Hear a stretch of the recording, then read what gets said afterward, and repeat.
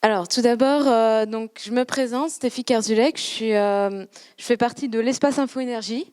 Donc, l'Espace Info Énergie, c'est un service public d'information, surtout gratuit, neutre et indépendant, sur l'énergie et l'environnement en général. Donc, surtout, en ce moment, nos thèmes, c'est la rénovation énergétique et les énergies renouvelables. Comment choisir son système de chauffage, quels matériaux choisir justement, est-ce que est-ce que c'est intelligent d'installer des panneaux solaires?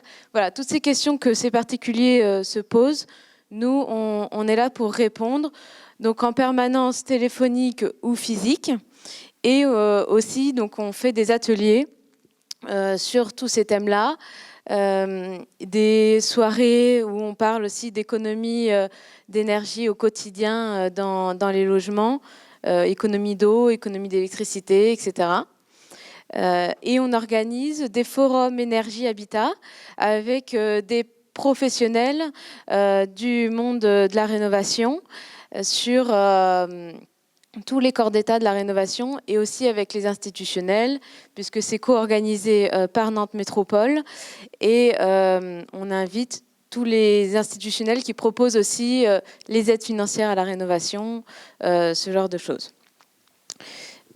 Donc, pour rentrer directement dans le vif du sujet, je vais rebondir sur l'introduction de Michael pour en remettre un petit peu une couche, parce que sur les émissions de gaz à effet de serre aujourd'hui, au niveau mondial, on est en augmentation encore en 2018. Donc, on était en augmentation de plus 1,7% d'émissions de gaz à effet de serre. Et même en France, en 2017 par rapport à 2016, on était en augmentation de plus 3% des émissions de gaz à effet de serre. Donc malgré tout ce qui est mis en place, voilà, on est aussi, on est encore en augmentation ces dernières années, même s'il y a eu une baisse les années d'avant, mais là récemment, on est remonté en hausse en termes des émissions de gaz à effet de serre. Donc c'est assez inquiétant, surtout quand on voit la carte effectivement que vous a montré Michael de toutes les catastrophes qui existent déjà et qui sont liées au dérèglement climatique. Au niveau des secteurs, les secteurs des bâtiments résidentiels et tertiaires, c'est le 3e secteur, mais donc le plus émetteur de gaz à effet de serre en France, mais au coude à coude en fait avec l'agriculture. Donc le premier secteur, c'est les transports.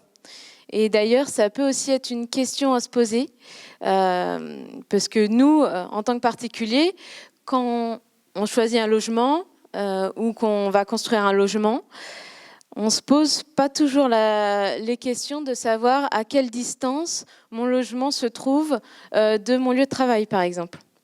Quel moyen de transport je vais utiliser pour aller sur mon lieu de travail, ou pour emmener mes enfants à l'école, au commerce. Est-ce qu'il y a des services de proximité à côté de chez moi? Voilà, ça peut être pas mal de se reposer ces questions-là. Aussi, une question qui peut fâcher, mais qui est importante à poser, c'est-à-dire que vous pouvez utiliser tous les matériaux biosourcés que vous voulez dans votre logement. Si vous faites 2 ou 3 allers-retours à l'autre bout du monde en avion, eh ben, votre impact carbone, ça ne va pas du tout être le même. Donc, voilà pour les transports. Ensuite, voilà, se poser la question aussi sur l'agriculture, sur mes modes de consommation alimentaire. Est-ce que je peux manger moins de viande, par exemple? Tout ça, c'est des choses qui vont impacter en fait votre bilan carbone autant, voire plus que comment je vais construire mon logement. Mais bon, aujourd'hui, ce qui va nous intéresser, c'est les matériaux. Donc, un petit état des lieux, donc aujourd'hui, de où est-ce qu'on en est. On peut se poser aussi une question pour notre mode d'habiter, c'est est-ce que je vais faire construire ou est-ce que je vais rénover un logement existant? Donc aujourd'hui, on est en réglementation thermique 2012, RT 2012. Donc on est à un niveau A, on peut se dire, oui, on est quand même mieux dans un logement neuf qui va consommer que 50 kWh en moyenne par mètre carré. Donc c'est plutôt une bonne solution, sauf que le bâtiment, le logement actuel, ils sont en moyenne plutôt au niveau E, le bâtiment moyen des logements. Et il y a ici un potentiel très important de réduction des consommations d'énergie. Donc c'est pour ça aussi que l'effort est mis sur la rénovation actuellement, où là on peut vraiment faire des économies d'énergie et du coup éviter des émissions de gaz à effet de serre. Donc, pour en revenir sur la RT 2012, aujourd'hui, donc on a, je l'ai dit, un objectif de performance globale de 50 kWh par mètre carré. Il y a aussi un objectif de moyen qui est l'étanchéité à l'air. Voilà, parce que ça ne sert à rien de mettre un pull sur une maison s'il y a des trous dans le pull. Et d'installation aussi d'énergie renouvelable, pour aller justement compenser en fait toute cette énergie qu'on consomme par de l'énergie renouvelable. Et bientôt, on va passer à la nouvelle réglementation qui ne sera plus une réglementation thermique mais environnementale, puisqu'on va intégrer la notion de réduction carbone. Donc comment on va faire ça ? En fait, pour réduire le carbone, on va faire des analyses de cycle de vie du bâtiment et des produits de construction. Donc, les analyses de cycle de vie, ça prend en compte toute la durée de vie du matériau, que ce soit en fait la construction, le transport, toute sa durée de vie sur l'exploitation du bâtiment et la fin de vie sur comment c'est recyclé, etc. Et c'est multicritères, c'est-à-dire qu'on ne va pas prendre en compte que les émissions de CO2, mais aussi l'impact sur la santé, l'utilisation des ressources en eau, par exemple, combien ça génère de déchets, etc. Et tout ça, pour pouvoir faire ça, on va se baser sur des fiches de déclaration environnementale et sanitaire, des FDES, qui présentent le résultat des analyses de cycle de vie des produits et l'impact sur la santé. Donc ces fiches-là, elles sont actuellement en fait réalisées par les fabricants des produits ou alors par une organisation professionnelle qui va gérer une filière dans le cadre de FDES collectives. Depuis mi-2017, il y a une vérification obligatoire par un tiers indépendant. Donc aujourd'hui, cette réglementation elle n'est pas obligatoire, mais il y a des certifications et des labels qu'on peut d'ores et déjà choisir de mettre en place sur son bâtiment, qui est par exemple la certification HQE, haute qualité environnementale, qui correspond à 14 cibles liées à l'environnement. Donc notamment, je ne vais pas toutes les citer, mais il y en a sur la nuisance du chantier, la gestion de l'eau et des déchets, sur l'impact sanitaire du bâtiment, etc.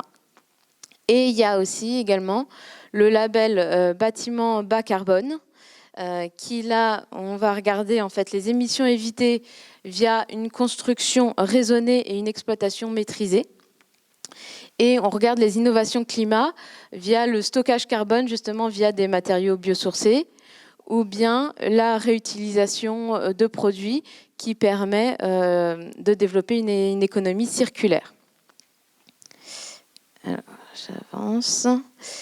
Donc, de base, ce qui est intéressant, donc là on va voir quelques notions, c'est la notion de bioclimatisme qui en fait, permet d'intégrer mieux le bâtiment dans son environnement et de consommer moins d'énergie. Donc, par exemple, la première chose qu'on va regarder, c'est la compacité. Donc ça permet de limiter au maximum les surfaces de parois qui vont perdre de la chaleur et qui donnent sur l'extérieur. Donc éviter, par exemple, les bâtiments en Z ou en T, etc., qui ont des surfaces, en fait, plus de surface qui donnent sur l'extérieur. Ensuite, on va limiter la consommation d'énergie par une bonne isolation et des surfaces vitrées exposées sud pour pouvoir capter l'énergie du soleil, surtout en hiver, comme on peut le voir donc, sur le schéma. Donc ça, c'est un peu la base. Après, ce qui va être intéressant, c'est aussi d'avoir de l'inertie dans le logement qui permet en fait aux matériaux d'absorber de la chaleur et de la restituer plus tard dans la journée. Donc par exemple, les matériaux qui apportent le plus d'inertie, c'est les matériaux denses, les murs en pierre par exemple ou en terre.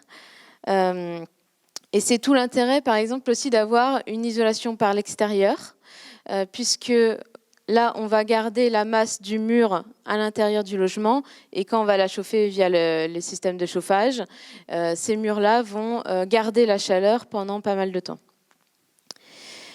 Ensuite, on va également se protéger des surchauffes d'été. Donc via, par exemple, une casquette qui est au niveau du toit et qui permet en fait, l'été, le soleil est plus haut dans le ciel, donc du coup,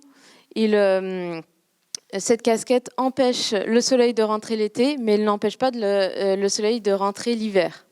Donc c'est plutôt intelligent d'utiliser ça. On peut utiliser aussi la végétation, comme par exemple les arbres qui perdent leurs feuilles l'hiver. Donc du coup, le soleil peut rentrer. Par contre, l'été, il y a les feuilles qui protègent du soleil notamment.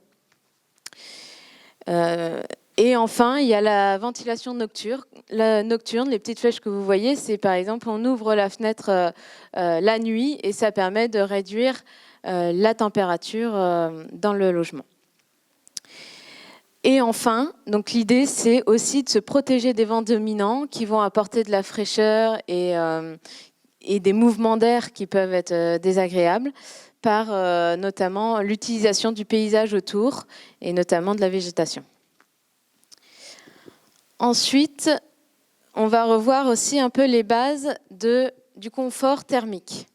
Parce qu'en fait, souvent, on pense à la température de l'air extérieur. Voilà, on dit qu'il faut 19 degrés à l'intérieur du logement.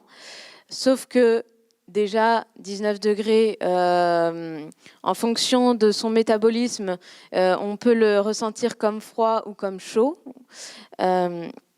Donc, en fait, on voit que la température, elle n'est pas ressentie pareil pour tout le monde et qu'elle ne dépend pas que de la température de l'air, surtout. Notamment, quand on a une paroi froide, donc par exemple une paroi qui n'est pas du tout isolée, la température de cette paroi elle va être à 14 degrés. Donc, même si on chauffe à l'intérieur à 20 degrés, on va avoir une température ressentie de 17 seulement, alors que si on a une paroi isolée dont la température est à 18 degrés, on peut monter à une température ressentie de 19 et on est quand même beaucoup mieux. On va avoir moins tendance à augmenter le chauffage et donc à consommer de l'énergie inutilement. Ensuite, il y a les mouvements d'air, j'en ai déjà parlé. Quand l'air effleure votre peau, elle se charge de la chaleur. Donc forcément, ça va aussi impacter. Et l'humidité aussi dans l'air. Plus ça va être humide et plus on va avoir une sensation de froid.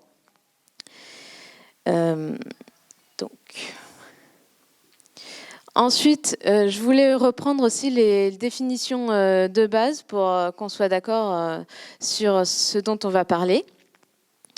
Donc, d'abord, j'ai déjà parlé de consommation d'énergie. L'énergie, c'est vraiment la notion la notion de base de thermique du bâtiment. Et pour pouvoir comparer tous les différents types d'énergie, parce qu'il y a l'électricité, le gaz, le bois, et à chaque fois on a une unité différente, là, l'idée c'est vraiment de tout remettre sur la même unité qui est le kilowattheure. Donc en gros, c'est une puissance. Donc la puissance, elle peut caractériser un appareil lambda, ou bien en fait ça peut correspondre en fait à la puissance qu'il faut de chauffe pour un bâtiment. Si par exemple on a un bâtiment qui perd beaucoup parce qu'il est mal isolé et qu'il n'est pas du tout étanche à l'air, il va demander beaucoup plus de puissance qu'un bâtiment bien isolé. Donc, du coup, pour avoir l'énergie, cette puissance, il faut la multiplier par une durée. Donc, pour vous donner un exemple, un radiateur qui a une puissance de 1000 watts, si on le fait fonctionner pendant 3 heures, il va avoir une consommation de 3 kWh. Donc voilà, ça c'est la base. Je ne reviens pas sur la définition de matériaux biosourcés, puisque Michael vous l'a déjà très bien présenté. Je voulais juste revenir quand même sur les différents types de matériaux, parce que souvent on confond certaines choses. C'est-à-dire que on va avoir des matériaux, les matériaux biosourcés, on peut les retrouver dans les matériaux de construction. Donc comme par exemple l'ossature bois ou des bétons de chanvre ou des choses comme ça. On peut aussi les retrouver dans l'isolation et généralement c'est ces matériaux-là qu'on connaît le plus. La laine de bois, la ouate de cellulose qui vient de papier recyclé, le textile recyclé, les bottes de paille, etc. qui eux servent à limiter la diffusion de la chaleur. Donc c'est différent, ils ne servent pas à assurer la structure du bâtiment. Si par exemple, pourquoi est-ce que je précise ça? C'est parce que souvent, par exemple, quand on va parler à des gens d'isolation thermique par l'extérieur en fibre de bois, ils s'imaginent directement le bardage, bois. Alors qu'en fait, pas forcément. C'est-à-dire qu'on peut très bien imaginer faire un enduit par-dessus une isolation par l'extérieur en fibre de bois. C'est tout à fait possible. Et après, il y a tous les matériaux de finition. Donc là, c'est très large. Ça prend en compte les mortiers et enduits, chaux chanvre par exemple, ou à base de terre, de paille. Les panneaux de finition qui sont faits par exemple en particules de bois ou même des matériaux composites plastiques dont on vous parlera plus en détail après. Et puis aussi tout ce qui est peinture naturelle par exemple. Enfin voilà, tout ça c'est des exemples auxquels on ne pense pas forcément quand on pense matériaux biosourcés. Maintenant, je vais passer aux caractéristiques des matériaux. Donc, c'est une partie un petit peu technique, mais qui est importante à avoir en tête,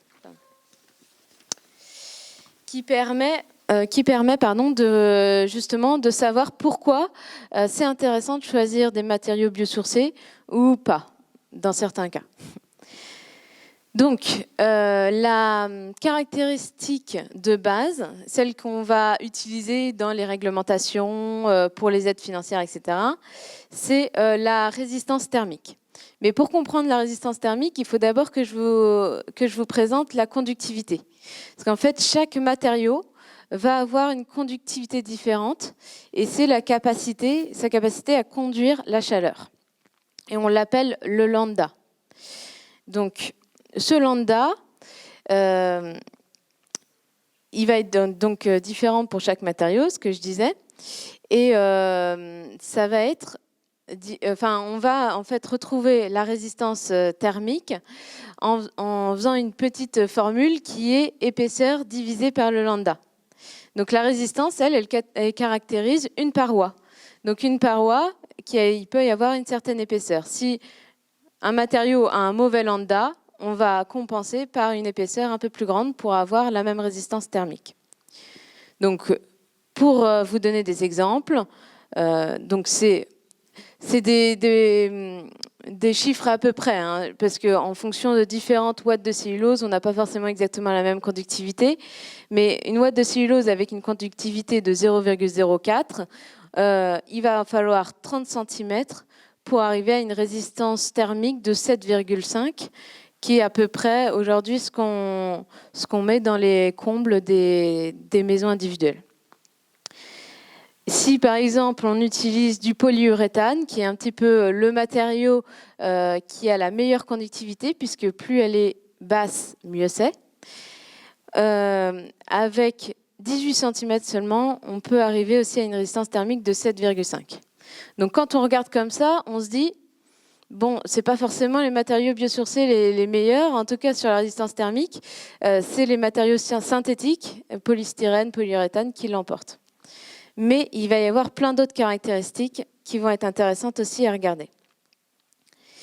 Donc, notamment, ce que vous allez retrouver sur les certifications des matériaux, c'est le classement ISOL. Donc, le I, c'est pour la capacité à résister à la compression. Donc, ce qui peut être assez intéressant, par exemple, sur un matériau qu'on utilise en dalle de sol. Le S permet de juger de la stabilité dans le temps des dimensions initiales de l'isolant sous l'influence de différentes choses comme la chaleur, l'humidité ou les sollicitations mécaniques. Donc tout ça, c'est en fait des caractéristiques qui sont assez techniques, mais qu'on ne va pas aller regarder non plus dans les détails, puisqu'elles n'auront pas forcément une influence notable par rapport aux matériaux biosourcés, mais je l'évoque quand même parce que c'est ce que vous pouvez voir si vous regardez la certification des matériaux. Donc le O, c'est pour le comportement à l'eau. Le L, la cohésion et la rigidité de l'isolant après des essais en traction. Et le E, c'est la perméance à la vapeur d'eau. Donc celui-là, il peut avoir son importance et on va y revenir plus tard. Ensuite, vous avez une classification de la réaction au feu des matériaux. Donc, je ne vais pas non plus aller dans les détails, mais en gros, vous avez 7 catégories qui va de A1, où le matériau est non combustible, à E, où on va avoir un produit très inflammable et propagateur de flammes. Et à la fin, vous avez même le F, qui là est pour les produits non classés et non testés. Donc ça, pourquoi est-ce qu'on va regarder ça? Parce que par exemple, si en toiture, vous avez une évacuation de fumée, là, c'est obligatoire d'avoir des produits complètement ininflammables, donc à proximité. Et donc, on va avoir une attention particulière aussi pour tout ce qui est spot, par exemple électrique ou transformateur.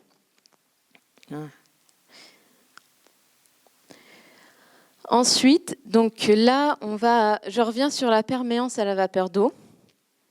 Donc là aussi, on va avoir des choses un peu techniques sur les symboles. Donc c'est le symbole qui caractérise le matériau, c'est le mu.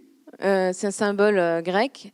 C'est la capacité à s'opposer au passage de la vapeur d'eau à travers un matériau. Donc ça, c'est important, surtout dans les bâtiments anciens, parce qu'on va avoir des maisons qui gèrent très bien l'humidité, mais à partir du moment où on l'isole, ça peut mal se passer, parce qu'on a des remontées en fait d'eau par le sol dans les murs, et il faut absolument que cette eau, elle puisse s'échapper par l'extérieur et s'évaporer par l'extérieur. Donc, on va regarder pour ça le SD, qui est en fait la caractéristique de la paroi qu'on va utiliser au quotidien, enfin que les artisans vont utiliser au quotidien plutôt, où là, on multiplie encore une fois par l'épaisseur pour connaître en fait l'épaisseur équivalente du melander. En gros, pour vous donner un exemple, parce que ce sera plus simple, donc si vous avez donc un SD de 30, c'est un matériau qui s'oppose comme une lame d'air de 30 mètres d'épaisseur. Donc ça vous permet d'imaginer un petit peu l'opposition à la migration de vapeur d'eau. Donc en fait, ce qui est important, c'est que c'est à l'intérieur du logement que vous allez avoir le plus de vapeur d'eau dans l'air. Donc, on va essayer de freiner en fait cette vapeur d'eau à l'intérieur du bâtiment. Et à l'extérieur, au contraire, on va avoir des matériaux le plus ouverts possible à la vapeur d'eau pour qu'elle puisse s'évaporer à l'extérieur, là où on a moins d'eau à l'extérieur. Donc, on parle à peu près, généralement, le SD du parement extérieur d'un mur doit être 5 fois plus faible que celui du parement intérieur. Donc généralement, justement, les matériaux biosourcés permettent de laisser plus passer cette vapeur d'eau que les matériaux synthétiques, par exemple. Ensuite, une autre caractéristique très importante aussi par rapport aux matériaux biosourcés, c'est le déphasage. Alors, pourquoi est-ce que c'est important d'avoir un bon déphasage? C'est surtout en été, pour pas avoir de surchauffe dans son logement. Donc, par exemple, à 14 heures, on va avoir une température extérieure qui est très élevée. Et à 2 heures du matin, la nuit, c'est la courbe rouge. En fait, vous voyez que la température diminue progressivement. Lui, le matériau, qu'est-ce qu'il fait? À 14 heures, il va commencer à se charger en fait de cette chaleur et il va augmenter progressivement sa température. Mais cette température, elle est atténuée justement grâce au matériau qui empêche cette chaleur de rentrer. Donc déjà, ça atténue en fait les variations de température dans le logement. Et en plus, comme il a cette capacité à stocker cette chaleur, il la stocke en fait pendant une durée approximative de 12 heures. Et il va commencer à la restituer 12 heures après, c'est-à-dire la nuit, quand il fait beaucoup moins chaud. Et donc ça, c'est l'idéal, puisque du coup, la nuit, on peut faire en plus de la ventilation nocturne. Et là, on va avoir en fait la chaleur qui arrive au moment où il fait le plus froid. Donc c'est pour ça qu'on conseille généralement un déphasage d'environ 12 heures, ce qu'on n'a pas du tout avec, par exemple, une laine de verre qui a un déphasage d'environ 4 heures. Alors qu'avec une fibre de bois semi-rigide, on est tout à fait à des phasages de 10-12 heures, voire 15 heures pour les laines de bois, pour les fibres de bois, pardon, très rigides. Voilà. Et enfin, je l'ai mis en dernier, mais c'est peut-être un des plus importants, c'est l'impact des matériaux sur la santé et l'environnement. Donc l'énergie grise a déjà été un peu évoquée par Mickaël tout à l'heure. Donc toute l'énergie qui a été consommée sur toute la durée du cycle de vie des matériaux. Donc pour vous donner une petite idée en fait sur du polystyrène expansé, on a une énergie grise d'environ 900 kWh par mètre cube de polystyrène. Alors qu'avec une ouate de cellulose, on est à 6 kWh par mètre cube. Donc on a vraiment des différences énormes entre les différents matériaux. Donc c'est généralement quelque chose qu'on ne regarde pas forcément, parce que ça ne nous impacte pas nous directement. Mais en fait, si on veut regarder l'impact global de tout le bâtiment, c'est important. Après, il y a aussi les émissions de gaz à effet de serre. On va faire là le bilan carbone des émissions de gaz à effet de serre des produits. Et là, je vais vous donner aussi un autre exemple. Alors, on a plusieurs unités. Donc là, j'avais mis les émissions en CO2 équivalent par mètre cube. Là, mes exemples, je les ai trouvés par mètre carré pour une résistance thermique de 5. Mais du moment qu'on utilise la même unité, ça fonctionne très bien. Une laine de roche, par exemple, va émettre à peu près 40 kg de CO2 équivalent par mètre carré. Alors qu'une paille, par exemple, si on isole avec de la paille, on est à moins 30 kg CO2 équivalent. Alors pourquoi moins 30? C'est parce qu'en fait, la paille, elle va capter le CO2 durablement. Parce que comme c'est un végétal, pendant toute sa durée de vie, au lieu d'émettre du CO2, elle l'a capté pour sa croissance. Et ensuite, du moment qu'elle n'est pas brûlée, elle reste captée dans la paille. Et comme souvent, s'il n'était pas utilisé dans la construction, elle aurait pu...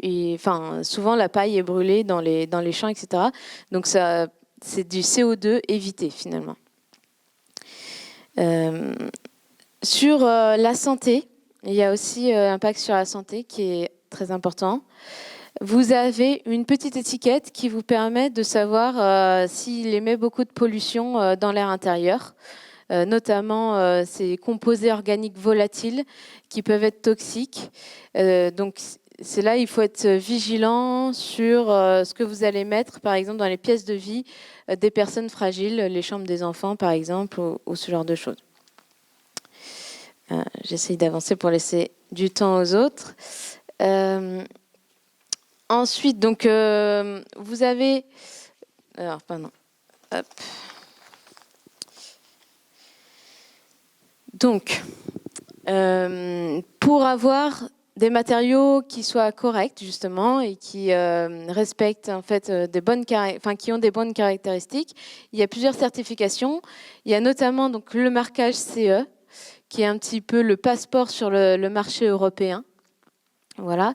Il y a la certification ACERMI, qui est l'association pour la certification des matériaux isolants au niveau français, qui certifie en fait les performances des produits et les contrôle périodiquement.